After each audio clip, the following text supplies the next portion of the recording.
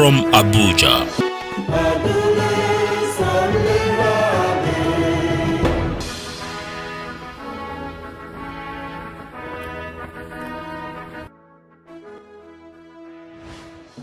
Hello, thank you for being a part of our show. I appreciate you. I am Magnus Packle, and this is Magnus Packle GVA. As you know, it's all about how we can raise the level of living. That's what it's all about. In view today, perspectives on MDGs in Africa. We bring a discussion with Mr. Banyanzaki Henry, Minister of State for Economic Monitoring in Uganda, on global perspectives on MDGs and how well Africa is doing. But before that, in our hidden economics, we look at basic economics of love. But up next, we bring you some business and development indicators in our quick view. That's coming right up.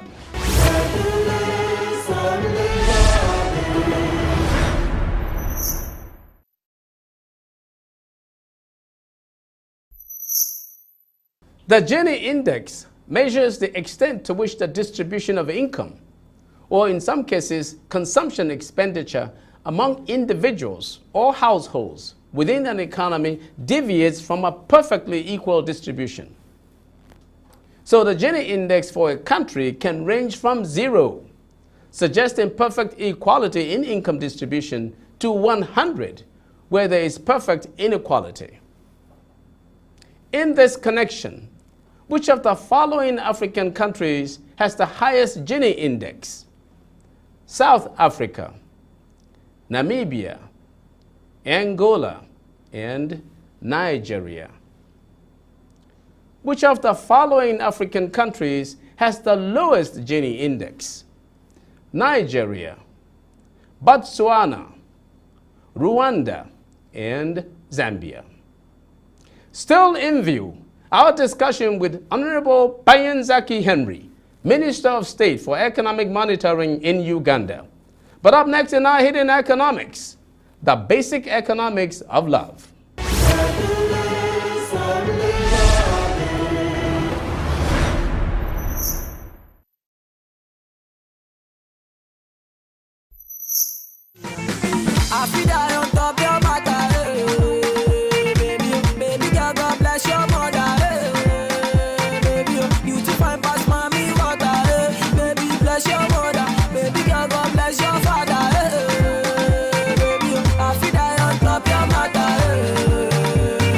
I fit die on top your matter. The great Nigerian artist Wizkid couldn't put it any better. So, is the price of love unquantifiable? Apparently, Wizkid in this song has determined that he is ready to pay the ultimate price for the one he loves. It turns out that in reality, it is hard to put a price on love. What people are really paying for is not the love itself, but the opportunity to express love. After all, if you love someone, that is, if you are supplying the love, you are not paying to supply it to the person. And you most definitely cannot pay someone and expect that the person will give you a specific quantity of love. The equilibrium price in the demand and supply of love is obviously indeterminate. This means that a market of demand and supply cannot determine a price for love. Real love carries a lot of sacrifice. In the Holy Bible, it says that God so loved the world so much that he gave his only begotten Son to die for it. So it appears God paid himself, well, because there is no one else for him to pay, a price for the purpose of expressing his love to mankind. When you marry someone, particularly in Africa, you often pay a bride price to the parents of the girl as a token that allows you to publicly and legally express your love to the lady. Guys, it is not a price you pay in order to get the lady's love. It is a token price you pay so you can express your love to the girl. So love, it turns out, is not something you buy. What you may buy is the opportunity to express love. Love without the readiness to pay a high price is really not love. That's why love has to be unconditional. You love someone or your country not because of what they have done for you, but because of what you want to do for them. So WizKid is ready to die on top your matter to show that he will pay anything for the opportunity to express his love to you. Our hidden economics for you.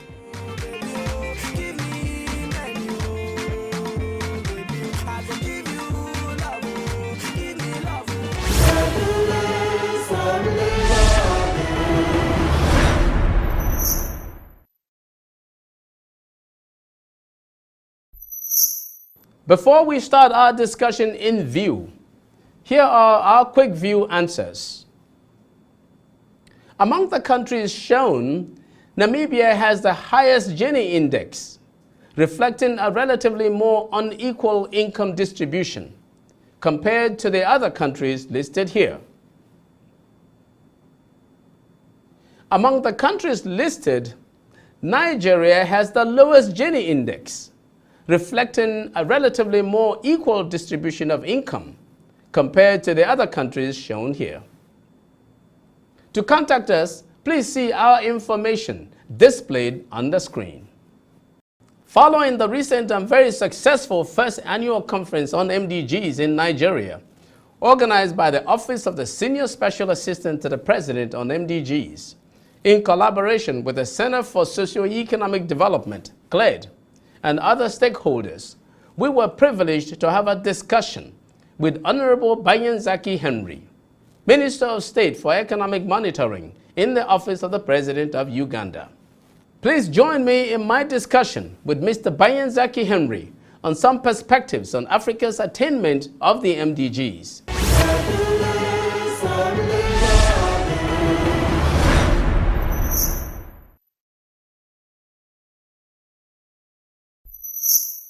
Okay, Honorable Minister, we're very pleased that you are here in our Magoni studios here in Abuja, and you haven't come all the way from Kampala, Uganda, and we're happy that you've been able to take the time to come see us in our studios. Now, what are the major things that we have achieved, as a result of the MDG goals? Thank you very much for hosting me. The most important thing that Africa has achieved, I think, was to get a development plan, a global development plan that allowed Africa all together and to have set targets, much of some of these targets we had them within our development plans. Okay. But at least we were given targets to be achieved in a specific time, and it was like it created momentum within the African countries and within our African leadership to achieve these set targets. Yes. And it gave a rider for for country development plans to be like a model plan. Now, of the 8 goals, the 8 major MDGs, which ones do you think African countries are likely to achieve before expiration next year? The only problem here, before I go to what have been achieved, yes, the only problem here is that these goals were set. The whole plan was done from New York. Okay. So it was a top-down kind of plan. Yes. So by the time countries, population, local governments came to adopt them and parliaments, the main key stakeholders came on board a bit late. Yes, that's it true. Came on board 10 years after some of the countries. Absolutely. Some of the countries are coming on board when the Millennium Development Goals are ending. You can see Africa is on track. Actually, when one can say Africa is on track, is the rising giant economically. Africa is rising. That's where we have I want to just ask a very poignant question here. Earlier when you were talking, you said we were given these targets. And my question has always been, why would we wait in Africa for somebody in New York to give us targets? We didn't know that we have to do something in Africa about maternal health. We did not know that we needed to address the issues of gender parity. We did not know that we needed to send our kids to school. Why must we wait for a set of goals to be dictated from New York? In fact, I think that President Sirleaf was the person that said once that the MDG issue is a basically African issue. There is mainly African countries that are involved with the MDGs. Is it because we're waiting for somebody to tell us what to do? You are absolutely right. But you also well know that Africa, we were more or less our development, our development journey was more or less cut short. And you know very well the coup d'etats in 1960s after independence, when we have our great men, Kwame Nkrumah, Nyerere, Kenyatta, and Patrice Lumumba, yes, and those assassinations came. There was a lot of, I don't know, I can call it sabotage. In the modern world, we can call it sabotage. And because of that, Africa, we did not grow at the pace we would have grown. So we were left on the development radar. And because we were left on the development ladder, having these set goals coming from New York, let's take it positively. We are now the globalization concept. Look at it from the globalization concept. Yeah. Though we would have thought about it, our own African countries, we should have planned about them. But it's no more, well, let's take it positively, that a good plan came from the United Nations. Individual countries, of course, had these kind of plans, but it was not being as accelerated as it should have been. You have some countries which were giving priority to other areas. Some countries would give priority to security. Yes. Some other countries would give priority to education. Other countries to health. So the planning was not homogeneous. So these Millennium Development Goals allowed the whole world, especially the developing countries, to have a homogeneous development agenda. So let's look at it from that point of view.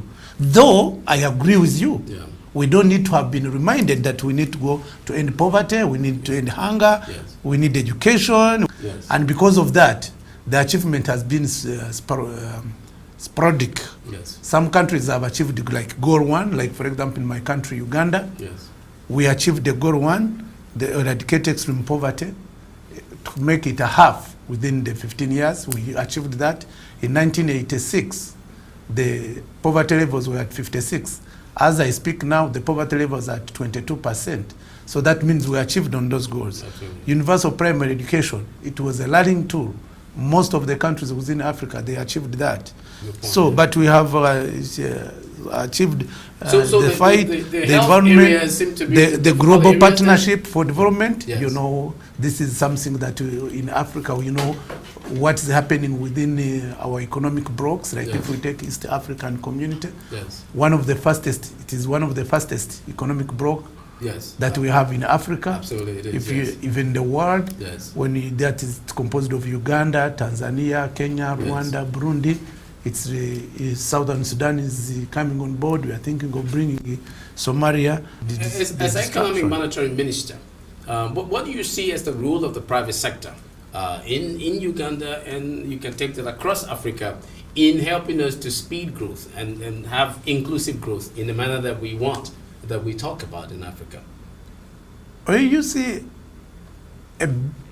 countries all over the world, except maybe if we can take an exclusivity of China and some few countries, it is the private sector growth that is leading the governments. Yes. The governments we have, the norm is no longer, the norm is not public. It's not the public, it's not the government that's leading us in growth, it's, yes, private sector. Absolutely. And because it is in the private sector, governments will have a role to, yes, to create an enabling environment, yes, for this private sector growth. It's the private sector that will create jobs. We did not bring the private sector on board early enough. Actually, it was not brought on board at all. Yes. So we need to bring them on board in the Sustainable Development Goals. Yes. We have an opportunity now, in the sense that the Sustainable Development Goals have been, it has come up as a result of consultative process. They are now bottom up. Africa is the most blessed continent on the globe, on the planet Earth. We have all the resources that it takes to develop Africa. all the countries, all the nations world over, they are looking at Africa for exploitation of resources. So it is the high time that Africa will wake up. We wake up the dreams of Kwame Nkrumah and have a united Africa. Yes. And unite together. Yes. Trade amongst ourselves. Because of time, Minister Henry, I want to, and you are full of knowledge and information, and I wish we had more time to do this. We may have to follow you to Kampala, to continue this discussion. But I want you to just summarize, just tell us here. Everybody says Africa is rising. You just said Africa is rising. And there's attention being paid to Africa now, from across the world, from yes. China, the United States, from Europe. Can we handle the world this time so that we don't become what we became during the time of colonialism? Can we handle the world? The strength of Africa is in its unity. Yeah. The only reason why Africa we were managed were because we were the partition of Africa. We have smaller states that are weak. You have smaller states, you have like Rwanda, a weak state, Burundi, a weak state, Uganda, Kenya. It was fragmented. And because Africa was fragmented, states were weakened. Because states were weakened, we were easily conquered. So it's high time that Africa will come back together. We have the united Africa. We make the vision of Kwame Nkrumah a reality. Much as we cannot achieve it overnight, but we should take advantage of these economic blocks that we are having, the ECOWAS, the East African Community, yes. We have the SADC. So we first build these blocks together. Let's have the intertrade. There is more business within Africa than Africa trading with China, than Africa trading with America. So let's have an intertrade. I can't imagine coming from Uganda to Nigeria that I have to pass in Europe first to come in. What a mess. I can't imagine that I cannot cross Congo, my immediate country neighbor, that I have to go to Europe first in order to come to Congo. That's a mess. We need to develop the infrastructure in Africa. An infrastructure in Africa that will serve the whole of Africa. Let's have a railway from Mombasa to the coast. Let's have one from Cape Town to Egypt. Let's have from West Africa. Let's have a railway system that I can, if I'm going, for example, to Kampala, I could have gone with a swift railway system. So we need to invest in infrastructure. Look at the potential of Africa in energy. If Africa developed its energy potential, we would light the whole world. Look at the potential in the Congo River. Look at the River Nile. Look at the potential of River Nile itself. Look at the fauna and flora that we have in Africa. So Africa, we need to unite. We need to plan together. And actually, I would even been happy if instead of having the global plan, we have the Africa plan. So the African plan, we are now coming up with the African Union. So once we have the African Union, the issue that now the African Union, the vision of the African Union is 2060. That is too far. The world is moving very fast. The world left us long time ago. So we need spirit. Our plans, we need spirit. And the East African Union needs to translate itself into an economic powerhouse rather than translating itself into a geopolitical alignment. So you cannot have a geopolitical alignment, political. It cannot serve the interests of Africa. We cannot be on the same pace with America. We need to have the economic powerhouse. Let's have an unity based on economy to galvanize our potential. We develop our mineral potential. The mineral potential of Africa is in trillions of dollars, not in billions of dollars. Yes. When we are talking about oil, everywhere, the oil is getting depleted. The resources are in Africa. Diamond is in Africa. Gold is in Africa. Iron ore is in Africa. Talk of any mineral, you will find it in Africa. Any deposit, the biggest deposit is in Africa. Talk about whatever you talk about, anything you want to talk about, it's in Africa. So let's Africa unite. Let's plan together. Let's end these useless wars. This kind of these wars that we are fighting, interstate wars. You cannot have a state in America fighting another state. It is unheard of. So why should a country like you find a country like you, one country in Africa fighting another country? And you find that our enemies are exogenous. So let's be together. Let's look at ourselves together. Look at me and you. One would think that we are real brothers. You're Nigerian, I'm Ugandan. We are the same people. Absolutely. So we need to look ourselves as one and transcend above all this. We need education, the most important thing. Yes. So let's educate the whole of Africa. Let's understand. Let's have the unity for a purpose. And then Africa will be on top of the world. On that note, Honorable Minister, I want to thank you so very much for coming to see us. Thank you. Extraordinary. Thank you very Thank much. you. Thank you.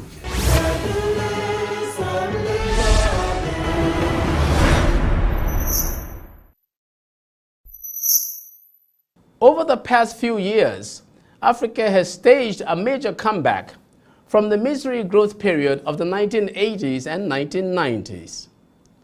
This impressive economic performance has rekindled hopes for the continent's economic competitiveness.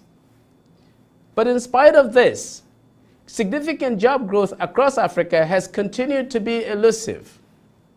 To overcome this, economic transformation programs in Africa must adopt an inclusive growth strategy that creates well-paying jobs and reduces poverty. Now, looking directly at achievements in Africa on the MDGs, it is clear that there is sustained progress as several countries appear to be on track to achieving the targets of universal primary education, gender parity at all levels of education, lower HIV and AIDS prevalence among 15 to 24-year-olds, increased proportion of the population with access to antiretroviral drugs, and increased proportion of seats held by women in national parliaments. To support this, Africa is now clearly the world's second fastest growing region. With all this, extreme poverty rates among African countries have declined, although not rapidly enough to reach their 2015 targets. For example, the proportion of people living in extreme poverty, that is on less than $1.25 a day, in sub-Saharan Africa as a group fell from 56.5% in 1990 to 48.5% in 2010. This is about 20.3 percentage points off the 2015 target. Now compare this to just about 4.1 percentage points for South Asia. So there's still much work to be done on poverty in Africa. And this is why income inequality is still very high in many African countries. I conclude that aggressive and well-targeted conditional cash transfer programs can help reduce income inequality and poverty in Africa. This is what Brazil did with its Bolsa Familia conditional cash transfer program, which has lifted millions out of poverty and greatly reduced income inequality. I can tell you this. I designed the brand of conditional cash transfer CCT program being used throughout Nigeria today. All it needs is to be adequately funded and well targeted. To be successful, African governments should strive to incorporate these kinds of CCTs in the policies that promote accountable and transparent governance that focuses on growing the private sector in order to expand the middle class and sustain the ongoing pace of economic growth. I'm Magnus Paco, and that's my view.